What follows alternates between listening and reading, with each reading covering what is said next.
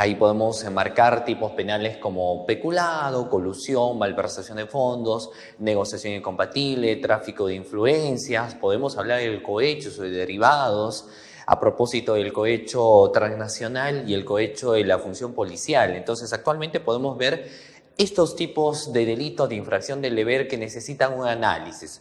Asimismo, desarrollaremos, por ejemplo, en el caso de Lima, si bien es cierto, existen algunas fiscalías donde todavía no se ha implementado el nuevo sistema procesal penal, sin embargo, las fiscalías especializadas, dentro de ello, la Fiscalía Especializada en Delito de Corrupción de Funcionarios, ha sido una de las que en primera instancia se ha ido incorporando este nuevo sistema procesal penal, es decir, aquel sistema donde vemos la etapa de investigación preparatoria, la etapa intermedia y la etapa de juicio oral. Tres etapas muy importantes que hay que analizar. Ahora, a nivel de una investigación con delitos, cuando se ve delito de corrupción de funcionarios, lo que hay que analizar, por ejemplo, es cómo el verbo rector de cada uno de estos tipos penales van a tener que encajar en un primer momento para iniciar la investigación.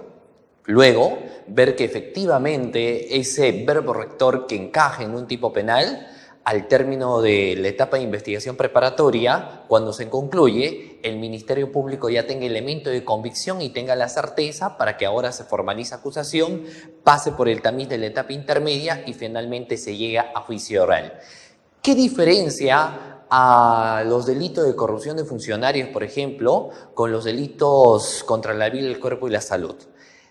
A nivel de juicio. Es que a nivel de juicio a veces uno llega, pero no llegas con unas pruebas directas, sino se llega con pruebas indiciarias. Entonces, por ejemplo, la prueba indiciaria viene a ser muy cotidiana y muy recurrente cuando se ven investigaciones de delitos de corrupción de funcionarios. Entonces, desde esa perspectiva a nivel de juicio hay que ver cómo durante la investigación, aplicando requerimientos, se puede llegar a tener en ese caso mayores elementos de convicción para tener la certeza de la comisión de un hecho delictivo, por ejemplo. ¿De acuerdo? Entonces, también vamos a ver en cierta medida, a manera de introducción, también las medidas de coerción personal. Por ejemplo, cuando hablamos de medidas de coerción personal, son muy importantes para poder analizarlos en los delitos contra la administración pública. En un primer momento podemos hablar el menos lesivo, el que se puede aplicar pero tanto no daña lo que viene a ser, por ejemplo, un derecho constitucional que es el derecho a la libertad. Estaremos hablando, por ejemplo, del impedimento de salida del país. El otro requerimiento que también va a efectuar el Ministerio Público, este requerimiento sí ya va afectando un poco el derecho a lo que es la libertad, es la detención preliminar, por ejemplo. Y la otra, la muy temible, prisión preventiva. Y el análisis, por ejemplo, de cada uno de sus presupuestos, ¿no es cierto? Los presupuestos de la prisión preventiva, por ejemplo, los graves y fundados elementos de convicción, que hagan notar o hagan entender la participación del sujeto activo como autor o cómplices en un hecho delictivo. Primer presupuesto que también se va a tener a bien de analizar. El segundo, cuando nos habla del prognosis de la pena. Y en el caso del prognosis de la pena, no nos habla pues de la pena en concreto.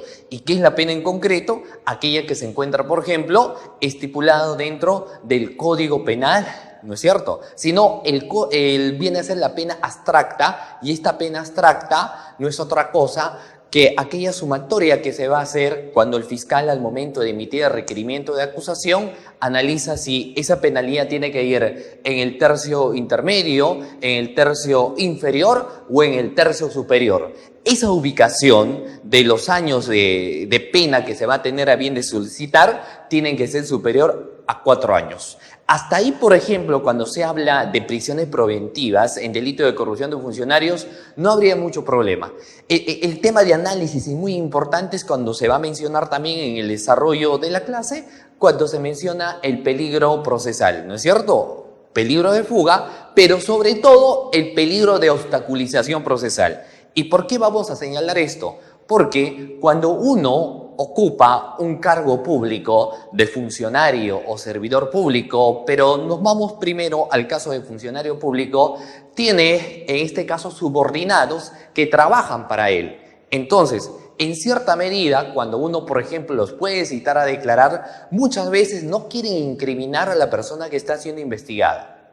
La pregunta es, ¿por qué no quieren incriminar a la persona que está siendo materia, en este caso, de investigación por parte de la Fiscalía Anticorrupción? Es que ellos dependen de su trabajo y su jefe es el que está siendo investigado y en ocasiones, ¿no es cierto?, se puede presumir de que va a inferir a que sus declaraciones no sean del todo verídicas. Ahora, sobre el tema de documentación también es un análisis muy importante, porque cuando uno va a hablar, por ejemplo, en esta medida de coerción y vamos a señalar por un lado, cuando menciona de que se va a tener a bien de adulterar, modificar, en ocasiones llegan documentaciones que son adulteradas o modificadas. Es por ello que cuando uno cita, por ejemplo, supuestamente a un gerente que ha emitido un informe y le preguntas si es la firma que se encuentra en el documento suyo, y él señala lo siguiente: el sello me pertenece, pero la firma no es mía. Entonces, definitivamente ante esa situación lo que hay que hacer es ver si efectivamente es así. Y para poder analizar esto habría que hacer, por ejemplo, una pericia, ¿cierto? Ahora, pero sin embargo, estamos desde todo punto de vista ante una situación que ha sido alterada, ha sido modificada, por ejemplo, la firma. ¿Y esto por qué? Porque la persona el sujeto activo, que está inmerso en delitos de corrupción de funcionarios, tiene también al alcance muchas documentaciones que le van a permitir modificar, adulterar, suprimir e incluso desaparecer. Entonces, la situación ahí, por ejemplo, va cambiando. Eso en primer lugar. Asimismo, vamos a analizar, por ejemplo, tipos penales que son muy recurrentes. Yo recuerdo que en alguna oportunidad señalaban de cuál vienen a ser los tipos penales de corrupción de funcionarios que suelen darse más en la actualidad. O sea, ¿cuáles son esos tipos penales de corrupción de funcionarios que diariamente llegan a investigación a la Fiscalía Especializada en Delitos de Corrupción de Funcionarios, por ejemplo, a nivel nacional? En primer lugar, podríamos hablar el tema del cohecho, ¿no es cierto? Pero si dejamos el cohecho y hablamos de tipos penales que a nivel de investigación son más grandes, el primero de ellos viene a ser peculado. El segundo viene a ser el delito de colusión. Y el tercero, de negociación incompatible o aprovechamiento indebido del cargo, ¿de acuerdo? Entonces, por ahí va a ir estos tipos penales que suelen llegar y tienen mayor complejidad a nivel de investigación. Entonces, vamos a desarrollar, por ejemplo, en la clase también estos tipos penales a través de casos prácticos. Entonces, iniciamos. Vamos a mencionar lo siguiente. Por política de Estado, nos dota a nivel nacional que es importante la protección que se debe dar a las entidades del Estado. O sea, el Estado tiene entidades y las entidades propiamente tienen los trabajadores y estos trabajadores tienen que adecuar su conducta en base a normas e infranormas. Si hablamos en el caso de normas, estas se encuentran establecidas, por ejemplo, en el Reglamento de Organización y Funciones, que es muy común y lo hemos escuchado muchas veces esto.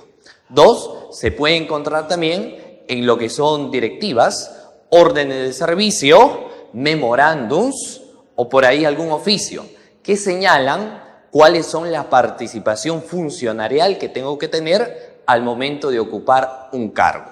Y esto está vinculado a funcionarios y a servidores públicos. Entonces, cuando uno es funcionario, servidor público, trabaja para el Estado, debe conocer estrictamente cuáles son sus funciones. ¿Para qué? Para que no pueda, en este caso, cometer alguna conducta, pueda ser por omisión, ¿no es cierto?, que al final se da cuenta de que no, efectivamente, no tenía que realizar esa conducta y lo realizó porque previamente a ello no había leído su reglamento de organización y funciones, su directiva, su orden de servicio. Por ende, es muy importante de que pueda saber aquella persona que trabaja en el Estado desde el primer momento que pueda ganar una convocatoria pública, tenga que ver y analizar cuáles son sus funciones. ¿De acuerdo? Entonces, vamos a detallar ¿Cuáles son los funcionarios y servidores públicos? Como el Estado tiene y ve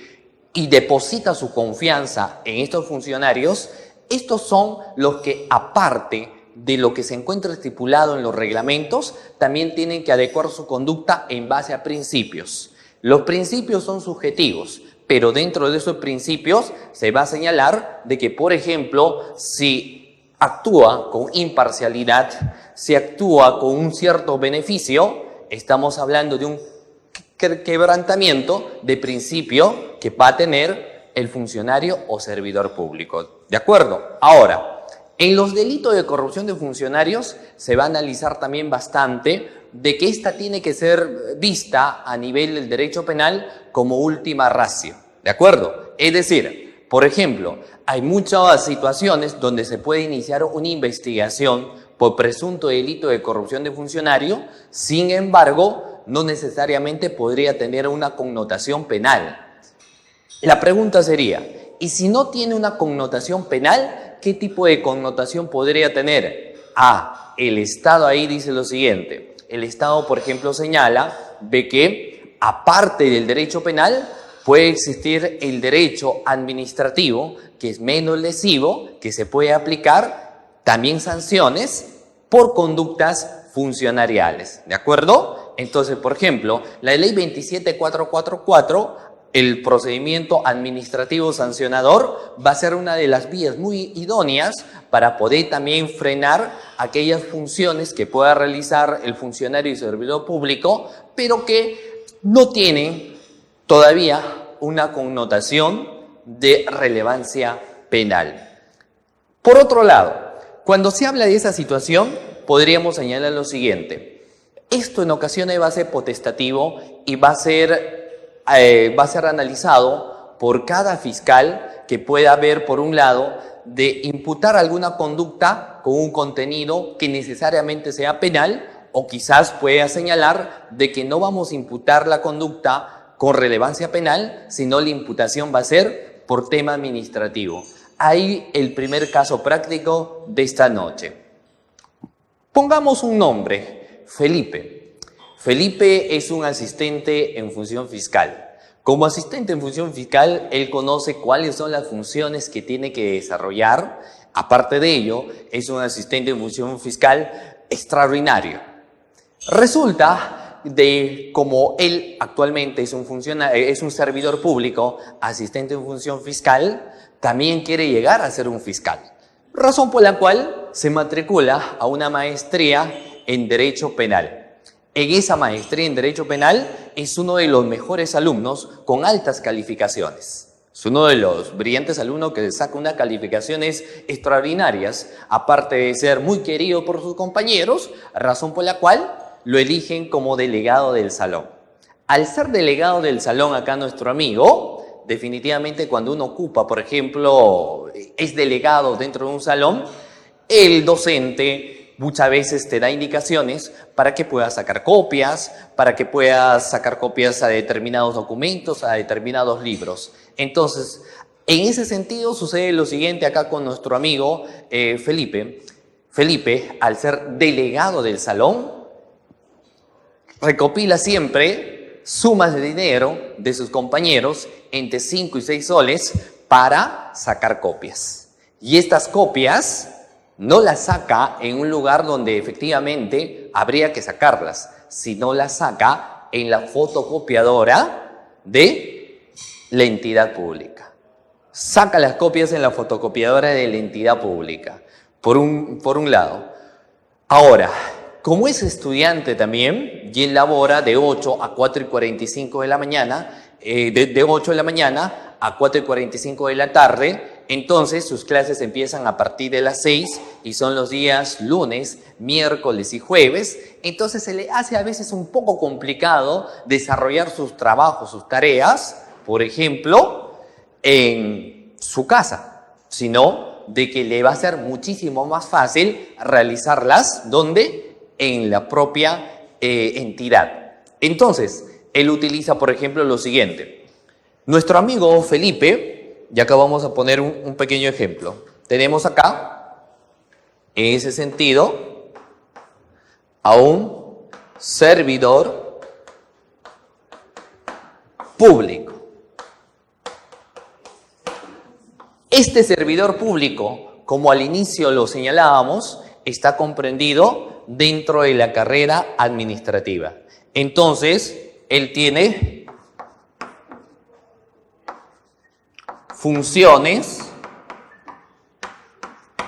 que tiene que cumplir, ¿no es cierto? Dentro de las funciones de un asistente, por ejemplo, será mantener foliado la carpeta fiscal en números y letras, sin doble foliatura, y la foliación tendrá que ser en el margen derecho, por ejemplo, de esta carpeta fiscal. Siguiente función que puede tener es mantener en buen estado las carpetas fiscales, 200 folios cada carpeta, luego mantener actualizado el sistema de gestión fiscal, hacer los oficios, atender a los abogados, y en la parte inferior quizá de su reglamento señala y demás que disponga su superior inmediato. ¿De acuerdo? Entonces, él sabe cuáles son las funciones que tiene que realizar este servidor público asistente en función fiscal.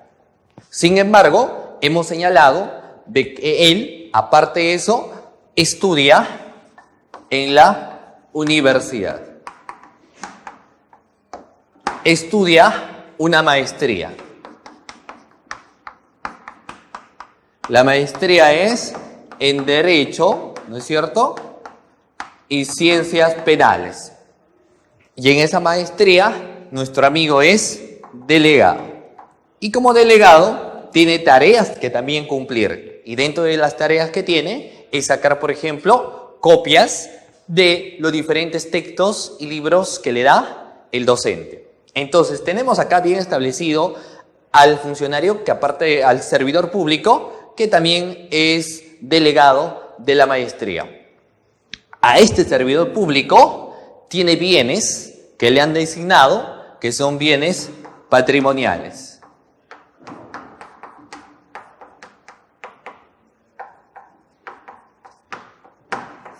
Dentro de los bienes patrimoniales que puede tener un servidor público, uno de ellos vendrá a ser, por ejemplo, la computadora. Luego de ello, le darán, por ejemplo, su escritorio.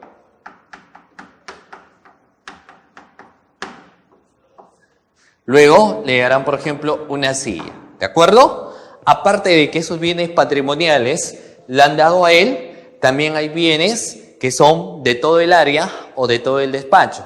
Dentro de esos bienes podemos ver, por ejemplo, la fotocopiadora. Y esta fotocopiadora tiene también, por ejemplo, el tóner. Hay un tinte. ¿De acuerdo? Entonces, ¿qué es lo que sucede? De que este asistente de función fiscal, servidor público, al ser delegado, las hojas que le dan, ¿de acuerdo? Las que va a tener a bien de sacar, las saca con la fotocopiadora del Estado. Utiliza el tóner, que no es propio de este servidor público, sino el tóner es de el Estado. Cuando él tiene que realizar sus trabajos que le da el profesor en la maestría, él realiza sus trabajos, pero lo realiza utilizando la computadora de la entidad del Estado, que lo han designado como un bien patrimonial para él. Entonces, en el caso en particular sucede lo siguiente, que él constantemente realizaba estas actividades, es decir, siempre utilizaba la fotocopiadora para imprimir los trabajos que le habían dado en la universidad, para sacar copia que le había dado el profesor porque él era delegado, y aparte de ello también, por ejemplo, él utilizaba para hacer sus proyectos de tesis. Esta situación, a la larga, trae algunos inconvenientes. Uno de ellos es las hojas que existían en abundancia, poco a poco empiezan a disminuir. Dos, el tóner que tiene la fotocopiadora empieza a desgastarse con mayor rapidez. Entonces, esta situación conlleva a una preocupación. Y como estás dentro de un despacho, no eres el único que es, por ejemplo, asistente de función fiscal. sino hay varios asistentes en función fiscal. Y uno de ellos se da cuenta de esta situación. Inmediatamente comunica al jefe inmediato de esta situación. Le dice lo siguiente: ¿sabes qué? Ya sé por qué es el motivo, la razón, la circunstancia por las cuales las hojas o el tinte se están desgastando y gastando con mayor rapidez. Esto es porque tu asistente, el asistente estrella, utiliza la computadora, utiliza la hoja BOM, no para hacer los trabajos propios del despacho, sino las utiliza para realizar, por ejemplo, sus trabajos universitarios. Si no me crees, te invito a que él tiene incluso su horario establecido para que realice estas actividades. Así le dice, sí, él tiene un horario establecido para realizar estas actividades. Siempre se queda a partir de las 7:30 de la noche, empieza a realizar todos sus trabajos. Efectivamente, ante esta versión, la fiscal provincial, por ejemplo, dice: voy a investigar esta situación porque me preocupa. Y efectivamente, un día se queda hasta las 7 de la noche, está ahí apagado su luz para que haga ver que nadie estaba, y a 7:10 sale de su despacho. Al salir del despacho, camina lentamente donde se encontraba el asistente de función fiscal y se da cuenta que estaba sacando hojas BOM. En ese instante se traba la fotocopiadora, se queda atrapado en la hoja, llega la fiscal y le dice: ¿qué es lo que estás imprimiendo? Y él le dice en un primer momento: es un requerimiento de levantamiento del secreto de las comunicaciones, por ejemplo. Entonces la fiscal le dice: quiero ver si efectivamente ese es el requerimiento. Y cuando le muestra, no era un requerimiento, sino era su trabajo de proyecto de tesis, ¿de acuerdo? Entonces, ese es el hecho, esa es la situación. La pregunta va de lo siguiente: ¿esa situación, queridos amigos, que yo les he contado, tendrá relevancia penal? ¿Tendrá connotación penal? Si hablamos de los delitos de infracción del deber, ¿estará cometiendo una infracción funcionarial el servidor público asistente de función fiscal? Ahí analizaríamos lo siguiente. Por ejemplo, si nosotros lo vemos desde esa situación, estaríamos ante un tipo penal de peculado de uso, ¿no es cierto? Y en el peculado de uso nos señala que ésta se va a tener a bien de configurar cuando el funcionario o servidor público da un uso distinto a los bienes que pertenecen al Estado, un uso diferente. En este caso, ¿le da un uso diferente? ¿Sí o no? ¿Sí? Le da un uso diferente. Sin embargo, ahí viene el análisis. Por ejemplo, uno podría argumentar y podría decir lo siguiente: el derecho penal viene a ser la última instancia, la última ratio, ¿no es cierto? Que nos señala, antes de aplicar derecho penal, puedes aplicar otra medida menos lesiva. En el caso en particular, podríamos hablar de la aplicación, por ejemplo, de un procedimiento administrativo sancionador. ¿De acuerdo? Entonces, te voy a poner 3 alternativas, o 4 quizás, y ustedes me van a decir, si fueran ese fiscal que vio al asistente de función fiscal ante esa situación, ¿qué es lo que harían? Primera alternativa, alternativa A: levantas un acta o haces un informe y remites copias a las fiscalías especializadas en delito de corrupción de funcionarios para que al servidor público lo investiguen por peculado de uso. Primera alternativa. Alternativa número 2. Haces un informe, pero no lo remites a la fiscalía, sino lo remites, por ejemplo, a Potencial Humano para que ellos puedan ver, analizar y posiblemente puedan aperturarle una investigación administrativa. Alternativa C: solamente haces un llamado de atención, es decir, un memorándum, y ahí queda la situación. O sea, no remites copias a las fiscalías penales, no remites un informe a Potencial Humano y solamente haces un memorándum de llamado de atención. Y última alternativa: que sencillamente no hagas nada, lo miras y quizás te recuerdes cuando tú eras también asistente y hacías lo mismo. ¿De acuerdo? Entonces, por ejemplo, estos son criterios que uno podría analizar. Yo cuando en ocasiones preguntaba este caso, me señalaban, no, lo que yo haría es aplicar siempre derecho penal a toda conducta funcionarial. ¿De acuerdo? Entonces, hay que remitir copias a las fiscalías penales. Otros decían, no, mínima intervención y principio de lesividad, cuánto daño se habría podido causar, entonces no apliquemos derecho penal, sino sencillamente plano administrativo. Y otros señalan, no hagamos una cuestión demasiado grande de algo que se podría solucionar sencillamente con un memorando. Entonces, vamos a ver, por ejemplo, luego, durante el diplomado que se va a tener a bien de llevar también, que existen criterios discrecionales al momento de hacer incluso calificaciones, formalizaciones y ni qué decir de las acusaciones, ¿de acuerdo? Entonces, esos son, por ejemplo, aspectos importantes que uno puede tener en cuenta. Respecto a ello, de este ejemplo, vamos a señalar qué nos menciona los delitos contra la administración pública o corrupción de funcionarios. Existen dos teorías muy grandes.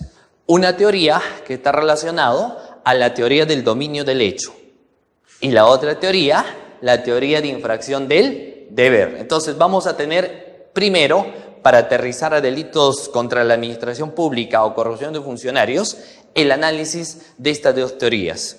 Cuando hablamos de la teoría del dominio del hecho, vamos a ver que es autor el que realiza la conducta que es punible, reprochable, ¿no es cierto? Por ejemplo, típico caso cuando se ve en las fiscalías comunes, que ven por lo general investigaciones contra la vida, el cuerpo y la salud. Entonces, si se trata de un delito de homicidio, tenemos a Joaquín, quien agarra un arma y dispara a Pamela. ¿Quién será autor? ¿Joaquín? Sí. ¿Por qué Joaquín es autor? Porque agarró el arma y disparó, ¿no es cierto? Entonces, es autor, bajo la teoría del dominio del hecho, aquel sujeto activo que tiene dominio de sus acciones, aquel sujeto activo que realiza la conducta reprochable, ¿de acuerdo? Y cuando hablamos de la teoría de infracción del deber, vamos a señalar lo siguiente. Podemos poner el caso del operador logístico. ¿Y quién viene a ser el operador logístico cuando en un proceso de contratación el operador logístico es el que realiza todo? Por ejemplo, realiza el estudio de mercado, realiza las cotizaciones, realiza diferentes actividades como puede ser la convocatoria mismo que se puede hacer a través del internet, realiza absolutamente todo. El comité de selección, por lo general, solamente da la buena pro. Pero imagínate de que el comité de selección observa de que el operador logístico está modificando las bases de una convocatoria, observa que está modificando las bases de una convocatoria y no hace absolutamente nada, o sea, se queda con los brazos cruzados. La pregunta sería, ¿el comité de selección será autor de delito contra la administración pública o no? Y si él no es autor, ¿quién tendría que ser autor? El operador logístico, ¿no es cierto? El que realizó las modificaciones, por ejemplo. ¿Bajo qué? Bajo la teoría del dominio del hecho. Pero en la teoría de infracción del deber, no. Es autor aquella persona que omite un deber funcionarial. Por ejemplo, en el caso en particular, el comité de selección tenía dentro de sus funciones observar cuidadosamente el trabajo que realizaba el operador logístico y observó que estaba haciendo modificaciones a las bases de un proceso de contratación. Sin embargo, no hizo absolutamente nada. Entonces, por esa omisión funcionarial que tiene, va a responder en los tipos penales de corrupción de funcionarios siempre como autor, nunca como cómplice, siempre como autor. Entonces, cuando uno investiga, y eso es algo muy importante que vamos a tener, cuando hablamos de la teoría de infracción del deber, se va a tener que señalar los deberes funcionariales que tiene funcionario o servidor público. Y estos deberes funcionariales se encuentran en base a lo que son las normas o infranormas, ¿no es cierto? Entonces, vital e importante a nivel de investigación poder ver ¿cuáles son las funciones que tiene el funcionario público? ¿Cuáles son las obligaciones que tiene? Y si ha infringido esto con una conducta dolosa o si no omitiva, o sea, hizo omisión. ¿De acuerdo? En ambos son reprochables penalmente. Para empezar, entonces, eso es lo que nos señala acá, por ejemplo, en la diapositiva, ¿no es cierto? Que los delitos de infracción del deber, el autor o figura central se concretiza en el criterio de infracción de deber. Es autor quien realiza la conducta prohibida infringiendo un deber especial de carácter penal. En tanto que partícipe es aquel que también participa en la realización de la conducta prohibida, pero sin infringir el deber especial alguno. Por ejemplo, si hablamos de un particular, el particular no adecua su conducta en base a lo que son normas, en base a lo que son reglamentos, en base a lo que son, por ejemplo, directivas, sino él no tiene ningún tipo de reglamento, ningún tipo de directiva que pueda señalar que su conducta ha sido de infracción de un deber funcionarial, porque no tiene funciones, no se encuentra establecido su conducta en un reglamento. Pero en el caso de funcionarios, en el caso de servidores públicos, ahí la situación cambia, porque ellos necesariamente van a tener a bien de adecuar su conducta en base a lo que son las normas, ¿no es cierto? Entonces, delito de corrupción de funcionarios siempre se va a tener a bien de analizar, ¿no es cierto?, a través de lo que son las normas directivas e infranormas. Vamos a ver del bien jurídico tutelado o el bien jurídico protegido en los delitos de corrupción de funcionarios, ¿de acuerdo? Por ejemplo, en los delitos contra la vida, el cuerpo y la salud, ¿cuál viene a ser el bien jurídico tutelado? La vida. La vida es el bien jurídico tutelado. Pero en los delitos contra la vida, el cuerpo y la salud, el bien jurídico tutelado no solamente es el Estado, ¿de acuerdo? Porque el Estado lo es todo, sino que es el correcto funcionamiento de la administración pública en este caso. Es decir, ¿quiénes son los encargados de realizar un correcto funcionamiento de la administración pública? Pues serán los funcionarios y servidores públicos, ¿no es cierto? Entonces, si ellos no realizan una conducta adecuada, están infringiendo el correcto funcionamiento de la administración pública. Ejemplo sencillo es el siguiente. Vamos a ver, un efectivo policial tiene deberes establecidos dentro de su reglamento. Si un transeúnte, una persona que está conduciendo una movilidad, se pasa la luz roja, ¿qué corresponde? ¿Darle una papeleta? Sí, ¿no es cierto? Si le pide sus documentos, por ejemplo, es un automóvil que tiene lunas polarizadas y su luna polarizada ha vencido, ¿de acuerdo? Entonces, ¿le corresponde una papeleta o no? Sí le corresponde una papeleta porque está dentro de sus funciones tener que realizar esto. Pero ponte en la situación de que, por ejemplo, el efectivo policial pueda decir, ¿no es cierto?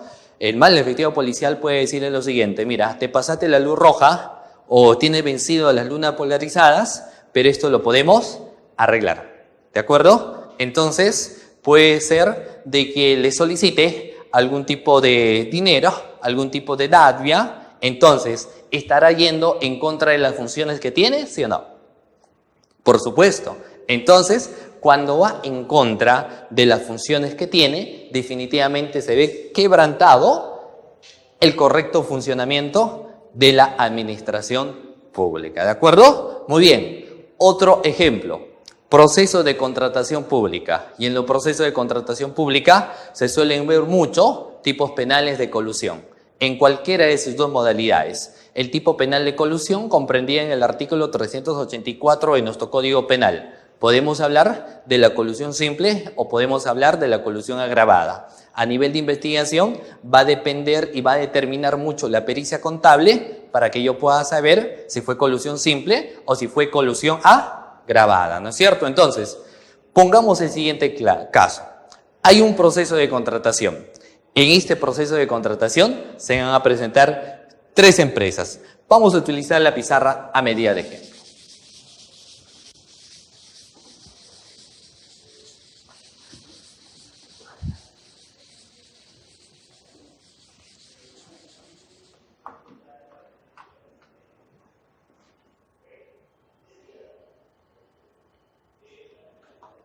Por ejemplo, tenemos un proceso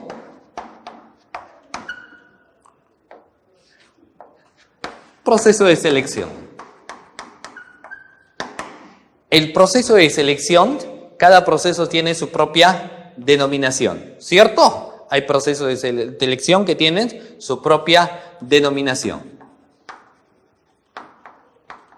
Este proceso de selección que se va a tener a bien de llevar a cabo es para la remodelación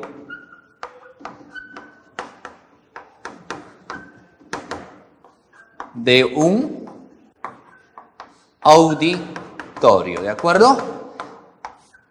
¿Qué van a remodelar del auditorio? Por ejemplo, lo van a ampliar, van a poner más sillas, van a poner más pantallas, van a poner un televisor que aparte pueda hacer mayores transmisiones a canal abierta, o puede realizar, por ejemplo, también ahí mayor enfoque, mayor visualización de cualquier evento. Las sillas pueden tener un respaldar mejor para que los participantes puedan estar cómodos al momento de participar de las sesiones, de las diferentes actividades que se van a tener a bien de llevar dentro del auditorio. Aparte de eso, el auditorio que ahora solamente tiene un piso, quieren hacerlo 2 pisos. Entonces, por ende, este auditorio que viene a ser de una entidad, la entidad va a convocar a un proceso de selección para la remodelación de este auditorio, ¿de acuerdo? Y para ello se van a tener que realizar las bases, ¿cierto? Y dentro de las bases, por ejemplo, para adjudicar con la buena pro a las empresas que van a presentar, te plantean requisitos. Si te plantean requisitos, significa de que cualquier empresa puede ser adjudicada con la buena pro. No, solamente va a ser adjudicado con la buena pro aquella empresa que cumple con los requisitos que están señalados en las bases del proceso de selección. ¿De acuerdo? En este caso, base del proceso de selección para la remodelación de un auditorio. La pregunta es, ¿y cuáles vendrán a ser esos requisitos? Primer requisito, necesitan un ingeniero civil. ¿Correcto? Este ingeniero civil no va a ser cualquiera, sino va a ser un ingeniero civil con más de 6 años de experiencia. ¿De acuerdo? O sea, el ingeniero civil va a tener más de 6 años de experiencia realizando trabajos de remodelación de auditorios.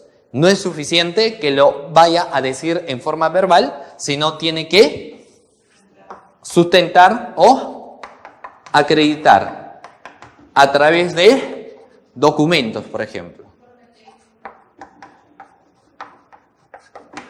Dentro de los documentos, por ejemplo, pueden ser los certificados. ¿De acuerdo? Ahora, dentro de las bases, ponen también de que dentro de los documentos que pueda tener en sus certificados, deba tener un certificado, pero del extranjero. Porque considera que no cualquiera puede realizar este trabajo de remodelación de auditorio. ¿De acuerdo? Entonces, primer requisito que lo va a poner.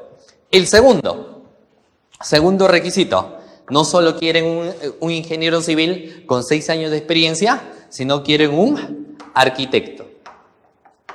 Y el arquitecto también tiene que tener experiencia. Y sobre él también están pidiendo que tenga 6 años de experiencia, ¿de acuerdo? Y también sus 6 años de experiencia tenga que estar documentado, es decir, acreditado. Y aparte de ello, debe tener un promedio de 8 trabajadores, ¿de acuerdo? Que también tengan como experiencia mínima de 2 años realizando este tipo de actividades, ¿de acuerdo? Esas son las bases que se dan dentro del proceso. Entonces, ante esa situación, se presentan 3 empresas, ¿de acuerdo? 3 empresas.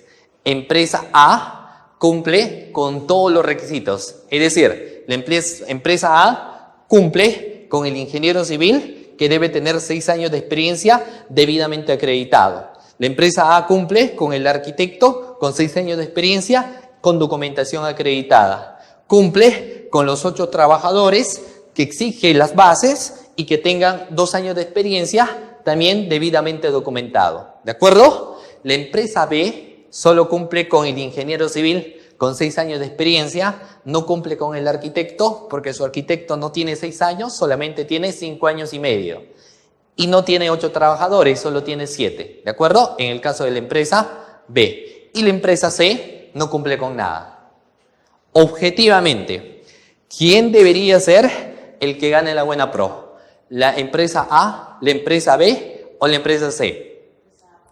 ¿Por qué la empresa A? Reúne el 100% de los requisitos y está debidamente sustentado.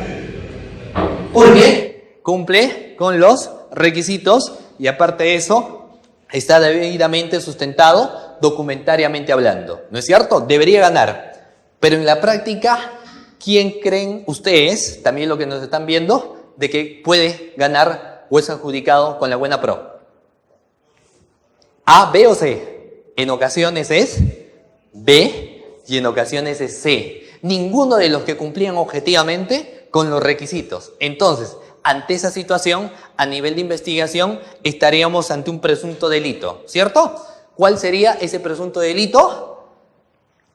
Para empezar, presunto delito tipificado en el artículo 384. Estaremos hablando del tipo penal de colusión, ¿cierto? Tipo penal de colusión. Ya durante la investigación nos vamos a dar cuenta si va a ser realmente un tipo de colusión posiblemente simple o si no, agravada, ¿no es cierto? Entonces, cualquiera de los dos puede ser a nivel de investigación. Ahora, acá tenemos las empresas, ¿no es cierto? Hemos señalado que hay empresas. Las empresas, que son 3, por ejemplo, acá vamos a tener las empresas, las 3 empresas. La pregunta es, ¿los gerentes de las empresas tendrán el cargo de funcionario o servidor público? ¿Serán funcionarios y servidores públicos los que participan como empresas para que le adjudiquen la buena prueba en un proceso de selección? La respuesta es no. Estos gerentes de las 3 empresas que han postulado tienen, a efectos de la denominación de delitos contra la administración pública, estos vienen a ser los extraneus.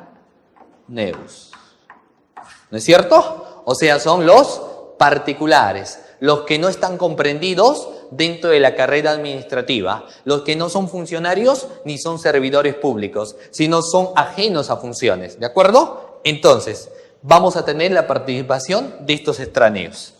Aparte de ello, aquí estamos hablando de base, requisitos, pero vamos a hablar que en este proceso de selección se tiene que dar la buena pro. Entonces, el que se va a encargar de realizar la evaluación va a ser el comité de selección. El comité de selección. Y el comité de selección está integrado, en este caso, por ser 6 funcionarios, ¿de acuerdo? El comité de selección va a tener 6 funcionarios, que son 3 titulares, ¿de acuerdo? Y 3 suplentes. Dentro de los 3 titulares vamos a tener al presidente, es decir, los que van a tener participación directa en este proceso de selección al momento de la adjudicación de la buena pro, van a ser los 3 integrantes del comité de selección que son titulares. A efectos de tener indicios de la investigación, estos hechos estarían subsumiéndose dentro del artículo 384 que nos menciona tipo penal de colusión, ¿de acuerdo? Ahí recién vamos a ingresar. Lo que yo quiero demostrar es de que ante esa situación, ¿se estará cumpliendo el correcto funcionamiento de la administración pública? ¿Sí o no? ¿Habrá correcto funcionamiento de la administración pública? No. No hay correcto funcionamiento de la administración pública, o sea, no hay correcto funcionamiento de la administración pública porque definitivamente, en este caso, se presume de que los integrantes del comité de selección habrían actuado, ¿no es cierto?, en este caso de manera dolosa, dándole la buena pro a una empresa que no cumplía con los requisitos. Por ende, se va quebrantando el correcto funcionamiento que debe tener la administración pública, que está compuesto por funcionarios y servidores públicos, ¿de acuerdo? Entonces, eso para empezar, de que el Estado va a garantizar de que sus funcionarios y sus servidores públicos, ¿de acuerdo?, puedan tener una conducta que se tenga que ceñir estrictamente en pro también de todos los administrados, ¿de acuerdo? Muy bien. Ahora, vamos a hablar por lo general de quiénes vienen a ser los sujetos activos. Y dentro de los sujetos activos vamos a mencionar lo que se encuentra acá. Hay un interrogante que se hace. ¿Quiénes son funcionarios y servidores públicos? ¿A quiénes llamaremos funcionarios y servidores públicos? Y ahí vamos a empezar con los que están comprendidos en el artículo 425 del Código Penal. Y los que se encuentran comprendidos en el artículo 425 son los funcionarios públicos. ¿Y quién es un funcionario público en un primer lugar? ¿Quién es un funcionario público? Aquel que está comprendido dentro de la carrera administrativa, ¿no es cierto? Él es un funcionario público. Los que desempeñan cargos políticos y de confianza, ¿de acuerdo? Ellos también son considerados funcionarios públicos. ¿Quiénes más son funcionarios públicos? Todo aquel que independientemente del régimen en que tiene, va a tener un poder de decisión. Dentro de ello podemos hablar también de los funcionarios públicos que están comprendidos en el artículo 99, por ejemplo, de la Constitución Política. Y a quienes nos señala el artículo 99 de la Constitución Política, a los altos funcionarios públicos, ¿de acuerdo? Por ejemplo, el presidente de la República, el Contralor de la República, entre otros, cuyo cargo son las de altos funcionarios públicos, pero así son estos altos funcionarios públicos, deben adecuar su conducta en base a lo que son, lo que ya hemos señalado, las normas o infranormas que va a regir su institución, ¿de acuerdo? Entonces, esto vienen a ser los funcionarios públicos.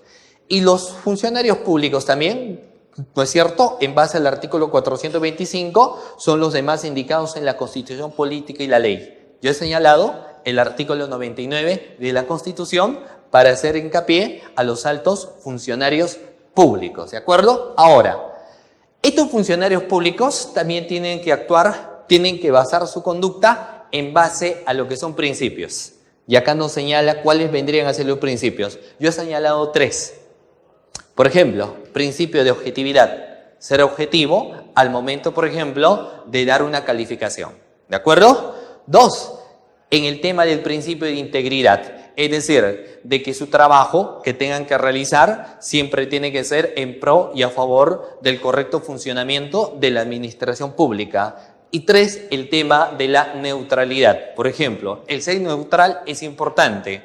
Esto se ve mucho en ocasiones donde cualquier conducta que pueda realizar el funcionario pueda quitar la imparcialidad. Por ejemplo, si yo soy funcionario público, tengo el cargo de fiscal, llega una investigación, están imputando la conducta a los 3 integrantes del comité de selección y resulta que yo, durante mi primaria y secundaria y hasta la actualidad, mantengo mucha amistad con estos integrantes del comité de selección. Son mis amigos. Para ponerlo más específico, incluso uno de ellos es mi compadre. ¿De acuerdo? Entonces, si yo empiezo la investigación, califico, ¿me quitará en cierta medida objetividad o no me quita? Depende, ¿cierto? Porque yo puedo decir lo siguiente, los amigos son los amigos y el trabajo es el trabajo. Pero por un tema, ¿no es cierto?, entre comillas, de salud mental o tema de decoro o por un tema de neutralidad, yo me podría apartar de esa investigación por decoro, por ejemplo, ¿de acuerdo? Entonces, pueden existir uno se puede apartar de un proceso si considera, ¿no es cierto?, de que le une, por ejemplo, algún grado de familiaridad o amistad por el tema del decoro. ¿De acuerdo? ¿Por qué? Porque hay principios que rigen también la conducta que debe y tiene que tener este funcionario público. Reitero, entonces, principio, objetividad, integridad, neutralidad, habría que citar uno más. Por ejemplo, imparcialidad. ¿De acuerdo? Ahora vamos a hablar de los servidores públicos. Los servidores públicos. En el caso, doctores, de los servidores públicos, para empezar, es una persona que brinda un servicio de utilidad social. Esto quiere decir que aquello que realiza beneficia a otras personas y no genera ganancias privadas. Ojo, más allá del salario que pueda percibir el sujeto por este trabajo. Los servidores públicos por lo general prestan servicios al Estado. Acá agrego una característica muy importante. Son subordinados del Estado, ¿de acuerdo? Por lo general un servidor público va a acatar las órdenes del superior en jerarquía. Es decir, por lo general, y en muchos de los casos, acata las órdenes del funcionario público. ¿Y cómo me puedes especificar eso?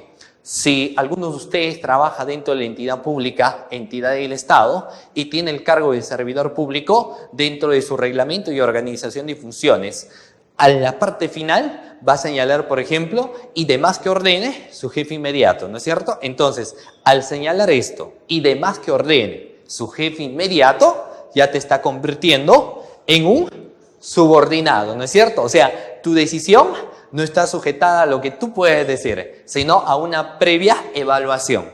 ¿De acuerdo? Entonces, esto es importante tener en cuenta. ¿De acuerdo? Muy bien. Entonces, es sobre la autoría y participación de delitos de corrupción o delitos contra la administración pública. Ahí, por ejemplo, se puede señalar mucho. Al inicio de la clase yo señalaba de que existían dos teorías. La teoría del dominio del hecho y la teoría de infracción del deber. Cuando yo voy a señalar autoría y participación en los delitos de corrupción de funcionarios, siempre me voy a tener que regir en base a teoría de infracción del deber, porque lo que me interesa a mí es que ese autor o partícipe, no es cierto, el autor del hecho delictivo ha tenido a bien de cometer una conducta que ha infringido alguna norma que le señala la entidad que tiene que cumplir, ¿de acuerdo? Y acá está lo que yo les mencionaba, la lucha existente, la diferenciación que uno tiene que tener al momento de investigar y también al momento de tener, por ejemplo, que defender. Yo voy a tener que defender no en base a siempre cuestiones de teoría de dominio del hecho, porque si yo asumo un caso como abogado defensor de un funcionario y servidor público, lo voy a tener que defender, pero bajo la teoría de infracción del deber. Entonces, durante una investigación, por ejemplo, todos los actos que se van a realizar en el mismo son de vital importancia, ¿de acuerdo? Por ejemplo, las diligencias preliminares o propiamente la investigación preparatoria.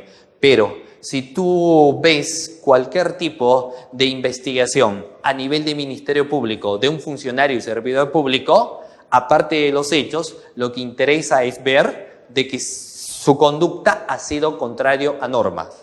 Por ejemplo, volvamos al caso del comité de selección. El comité de selección y el operador logístico. He estado mencionando que el operador logístico tenía como función principal observar y supervisar el trabajo que realizaba el operador logístico, ¿de acuerdo? Y porque el operador logístico hizo unas modificaciones a las bases, es que investigan al comité de selección como autores por no haber cumplido lo que se encontraba señalado dentro de sus funciones. Entonces, es autor. Ahora, ponte en la situación de que, como a veces las bases y los reglamentos no son iguales, van modificándose con el tiempo, no es perenne, va cambiando. Ponte en la situación de que sí, efectivamente, el comité de selección tenía como obligación supervisar el trabajo que tenía que realizar el operador logístico, pero eso era en el año 2000. Ahora, en el año 2018-2019, ya no es la función del comité de selección supervisar el trabajo que tiene que realizar el operador logístico, por ejemplo, ¿de acuerdo? Y los hechos, materia de investigación, son del año, por ejemplo, 2018. Ahí la pregunta, ¿se le puede investigar a él? Sí, se le puede investigar, pero va a ser importante ver el hecho donde el tiempo, ¿de acuerdo? El año donde sucedieron los hechos y si en ese año, dentro de las funciones que tenía el comité de selección, era la tener que supervisar o no. En el caso en particular, no era en el año 2018 su función del comité de selección tener que vigilar la conducta del operador logístico.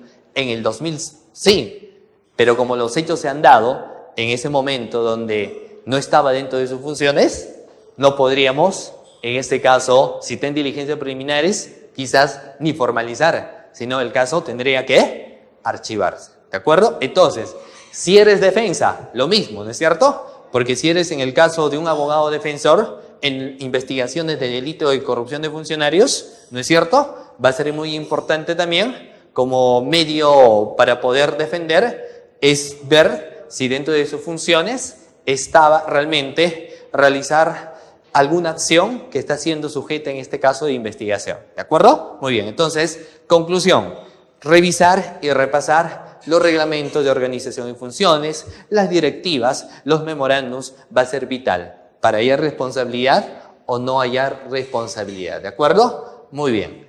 Entonces, y todo ello, por ejemplo, y ingresando lo que se va a ver también durante el diplomado, porque durante el diplomado, doctores, lo que se va a analizar también es el proceso en sí, ¿de acuerdo? O sea, se van a ver tipos penales, se va a hacer un análisis doctrinario, se realizará un análisis jurisprudencial. Es importante, por ejemplo, realizar el análisis de los tipos penales, ver los sujetos activos, ver el verbo rector, las conductas reprochables, también el aspecto de la punibilidad. Pero a nivel procesal, lo que yo tengo que hacer es cómo esos tipos penales, ¿de acuerdo?, se van a subsumir en un determinado hecho. O sea, esos hechos, cómo se van a subsumir en un determinado tipo penal.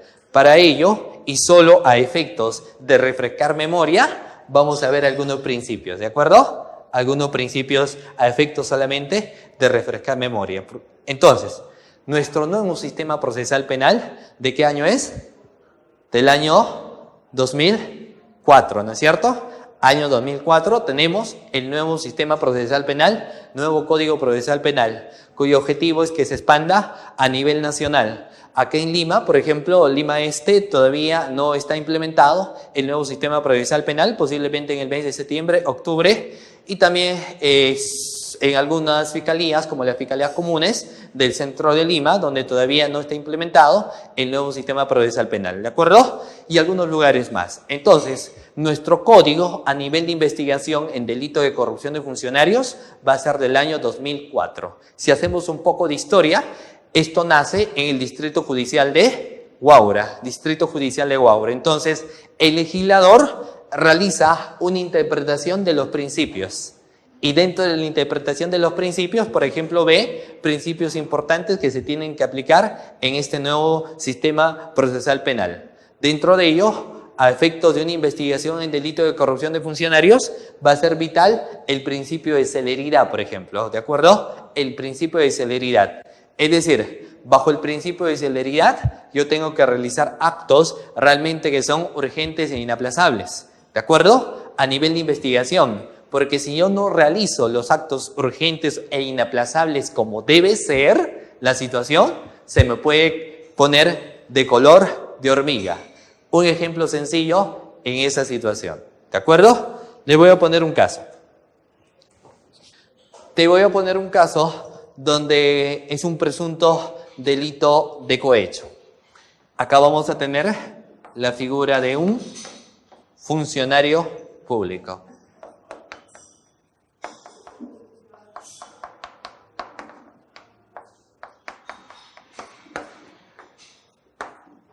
Este funcionario público supuestamente había solicitado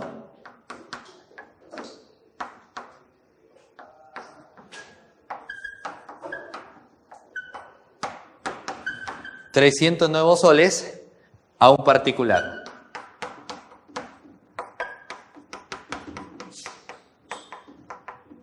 ¿De acuerdo? Tenemos al funcionario público que solicita 300 nuevos soles a un particular para que le entregue una documentación, cualquiera sea. ¿De acuerdo? Y ahí sucede lo siguiente. Por ejemplo, le solicita 300 nuevos soles funcionario público de una entidad para que este particular, en el menor tiempo posible, pueda tener, en este caso, su documentación que está gestionando hace más de un mes. Entonces, el particular hace lo siguiente. En un momento dice, necesito el documento, lo necesito ya. Son 300 soles que me está solicitando, le voy a entregar. Pero luego se recuerda de que no tiene esa cantidad, de que tiene bastantes deudas también y que le parece que esto es un abuso. Razón por la cual decide denunciar estos hechos de acuerdo a la Fiscalía Especializada en Delito de Corrupción de Funcionarios. Llega a la Fiscalía Especializada en Delito de Corrupción de Funcionarios y le dice al señor fiscal lo siguiente. He ido a determinada entidad a realizar un trámite, más de un mes realizando ese trámite, pero hasta el momento no me dan el documento. Y uno de esos días, hoy específicamente, un funcionario público me ha solicitado 300 nuevos soles. Hasta ahí son los hechos. ¿Qué podríamos hacer? ¿Qué podría suceder en esa situación? Son 300 nuevos soles que ha tenido a bien de solicitar. Sucedería básicamente la siguiente situación. Para empezar, posiblemente podríamos estar ante una situación de realizar un posible operativo. ¿De acuerdo? O sea, podríamos posiblemente realizar un operativo. ¿Y esto por qué? Porque le está solicitando. Entonces necesitaríamos mayores elementos que sustenten efectivamente esa solicitud. Y se le pregunta, a ver, ¿cuándo te ha solicitado? Me ha solicitado el día de hoy. ¿Cuánto te ha solicitado? 300 nuevos soles. ¿Cómo puedes probar esa solicitud? Muy fácil. Durante la conversación que yo tuve con el funcionario público, este funcionario público me ha pedido mi número de celular. Yo le he entregado. Y durante este tiempo, que ya ha pasado cerca de 2 horas, hasta que yo me he constituido acá en la Fiscalía, me ha llamado en más de 5 oportunidades. Entonces tendríamos llamadas, ¿cierto? Tenemos llamadas y estas han sido más de 5. ¿Qué más podría haber para montar un operativo? Son llamadas, ¿correcto?, que se han dado. ¿Qué más? ¿Qué más tiene? Se le pregunta al particular. Y el particular, por ejemplo, dice que aparte de llamadas, tengo mensajes. ¿De acuerdo? Por ejemplo, tengo mensajes de texto. Correcto. Entonces son llamadas, mensaje de texto y tiene tu declaración. Lo siguiente es, ¿cuándo supuestamente le tienes que entregar los 300 nuevos soles? Y aquel particular lo dice, él me ha señalado de que hoy mismo a las 9 de la noche nos encontremos en determinado lugar. Por ejemplo, nos vamos a encontrar en un restaurante, ¿ya? Nos vamos a encontrar en un restaurante. ¿A qué hora se van a encontrar? A las 8. En ese momento, si yo aplico, ¿no es cierto?, el tema de realizar actividades urgentes, rápidas, tendré que hacer un operativo. Y dentro del operativo, bueno, eso es un tema aparte, porque voy a tener que coordinar con la DICOCOR, tendré que manchar el billete, tendré que ponerle ahí una cámara, etcétera. Lo importante es que va a llegar el día, y en ese día del operativo, ¿no es cierto?, de ese mismo día, a las 8 de la noche, uno tiene que estar preparado para que en ese instante, por ejemplo, puedan atraparlo con las manos a la masa, ¿cierto? Y posiblemente, posteriormente a ello, se pueda solicitar un requerimiento de prisión preventiva. Entonces, ¿a dónde quiero llegar? De que las acciones o los actos que se van a tener que realizar, por ejemplo, como en este tipo de casos, se tiene que hacer con la debida rapidez posible, ¿de acuerdo? No podemos dilatar mucho el tiempo, ¿de acuerdo? Ahora, puede ser que se trate de una denuncia sencillamente, donde un particular denuncia a unos funcionarios que habrían ingresado a su tienda y le habrían arrebatado todos sus víveres, ¿de acuerdo? Porque supuestamente tenía víveres que habían pasado. Necesitamos saber efectivamente si esto se ha dado. ¿Cómo yo podría saber que efectivamente acá los señores funcionarios públicos ingresaron a la tienda de la señora y efectivamente se llevaron todas sus cosas? Primero, la declaración, claro, de la señora, porque la señora está declarando de que efectivamente le han tenido a bien de sacar, sustraer sus cosas. Pero también en ese caso, ¿identificaste a los funcionarios? Sí, identifiqué a los funcionarios, son A, B y C. Se cita a los funcionarios A, B y C para que rindan su declaración. Y en su declaración señalan de que lo que está mencionando es totalmente falso. Entonces tendríamos versión contra versión, ¿no es cierto? Tu posición contra su posición. Pero yo necesito saber algo más. Por ejemplo, saber el día y la fecha, que efectivamente se entiende de que en la denuncia ya ha tenido a bien de estar precisado. ¿De acuerdo? Entonces, lo que yo tengo que hacer en ese momento es precisamente poder ver que efectivamente esto ha sido así.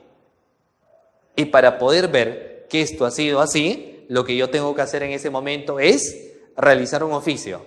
Un oficio a la municipalidad. La municipalidad, por ejemplo, donde se han suscitado los hechos, ¿no es cierto? ¿Para qué? Para solicitar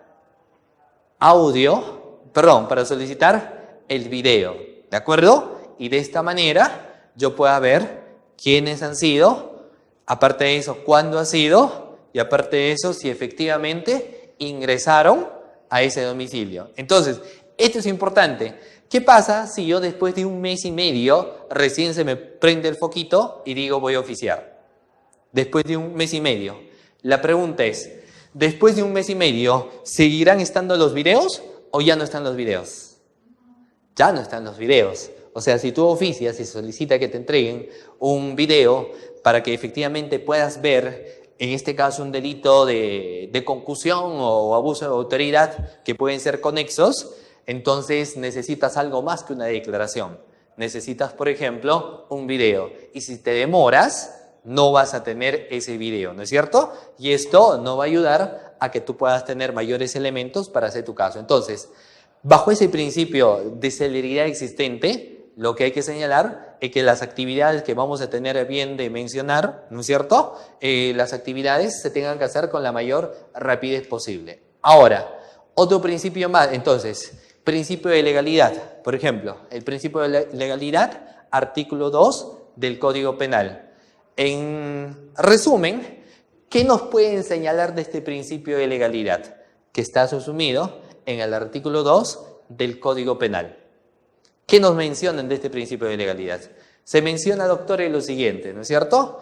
No se va a poder investigar o no se va a poder acusar, tampoco se va a tener a bien de sentenciar si la conducta realizada por el sujeto activo no se encuentra subsumida dentro de un ordenamiento jurídico. Es decir, si la conducta no cumple por los estándares de la teoría del delito, o sea, acción, tipicidad, antijuricidad, culpabilidad y finalmente punibilidad, posiblemente esa conducta sea atípica. ¿De acuerdo? Ahora, ser cuidadosos en el plazo de la investigación también. ¿De acuerdo? ¿Por qué? Porque si yo demoro demasiado tiempo, puede extinguirse la acción penal.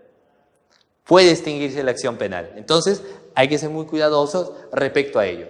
Principio de legalidad. Cualquier conducta obligatoriamente del funcionario o servidor público tiene que estar necesariamente subsumido dentro de lo que viene a ser el ordenamiento jurídico. ¿De acuerdo? Si no, estaríamos ante un caso de atipicidad, por ejemplo. ¿De acuerdo? Muy bien. Por ejemplo, cuando uno habla de aprovechamiento indebido del cargo o negociación incompatible. Sobre ello voy a hacer una opinión. A ver ustedes qué opinan y a las personas que nos están viendo también. Muchos señalan que sobre este tipo penal de aprovechamiento indebido del cargo o negociación incompatible debe suceder lo siguiente. Solamente se debería llamar aprovechamiento indebido del cargo, no negociación incompatible. ¿Por qué? Porque la conducta en el tipo penal de aprovechamiento indebido del cargo es unilateral. El mismo nombre lo dice, ¿no es cierto? Y el tipo penal lo señala como tal, cuando menciona que el funcionario o servidor público se interesa en forma directa, indirecta o por acto simulado en cualquier contrato o operación, te dice, ¿no es cierto? Entonces nos está hablando específicamente del comportamiento de interés. ¿De acuerdo? Entonces señala que ese interés debería ser unipersonal, porque el interés es propio. Pero si lo pones aprovechamiento indebido del cargo, pues si lo pones en este caso aprovechamiento indebido del cargo, estaría bien. Pero negociación incompatible, para que exista negociación, tiene que existir dos personas, ¿cierto? Entonces, necesariamente, para que se dé esta situación, tendría que existir funcionario y tendría que existir particular, ¿de acuerdo? Entonces, ambos se tendrían que poner de acuerdo, ¿cierto?